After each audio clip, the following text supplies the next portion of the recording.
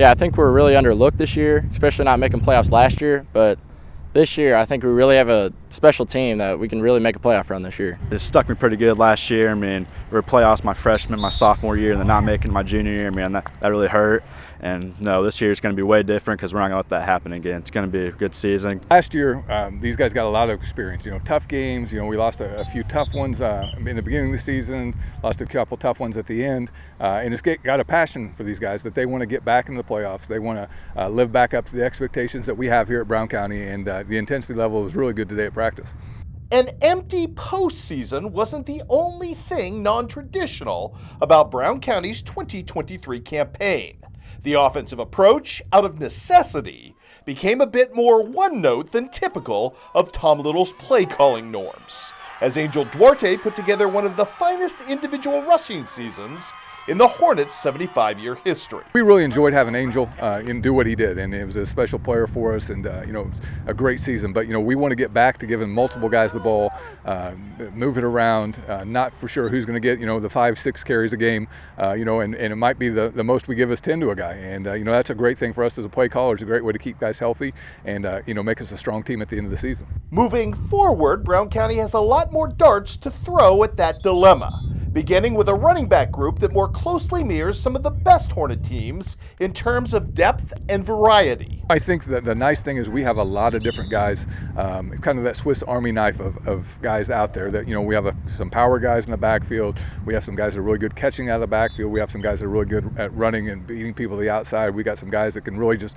run through people. So it depends what we need that week. And guys are kind of buying into that, this might be the week that it's me, and I might have to wait a week, but I've got to become a better blocker. I got to become a better catcher. So those guys are stepping up their skill levels too. It makes it way tougher on defense because they don't have to something on that one guy. There's 6 guys, 7 guys they have to worry about, and that makes it really tough on defense to really zero in on one guy. There's also a heightened physicality in the trenches at play to front that approach. We got a lot more bigger people, and there's a lot of options there too. We can switch anyone out. I think up front we feel like we've got 2 guys at every position. 2 guys at center, 2 guys at guard, that can really do some stuff nice. So the fact that we could maybe rest those guys, rotate them on the defensive side, and get a lot of guys football experience, and hopefully that will help keep everybody healthy. And through the conference that we go through, we're going to need to keep as many guys healthy to be competitive in this season. And Tom Little is hoping to coax more quarterback production out of that mix as well. Yeah, our quarterback room is really nice. Maverick was returning from last season, has done a really nice job. Vince is doing a really good job there too. We really like Carter Havens, the sophomore there. And right now Vince he's throwing the ball really well. So he's got the step up right now. But we really feel good about that quarterback room. Defensive improvement is expected as well, as BC won't lack for range and athleticism there, with all-conference lineman Drew Markert among those leading the charge. It's a very athletic group, very athletic. We're all flying, make the ball. It's not just our line, our linebackers, DB. It's everybody. Everybody flies to the ball, and it's a great defense.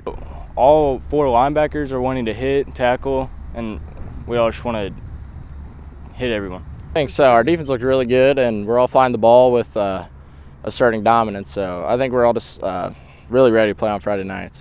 Tice has been a great football player for us since his freshman year, and coming off his injury, we were kind of concerned where he's going to be, but he's kind of just stepped up from where he was. His leadership has improved, with that time off, and, we're expecting really big things from him. And Drew's that same way. He's a competitor.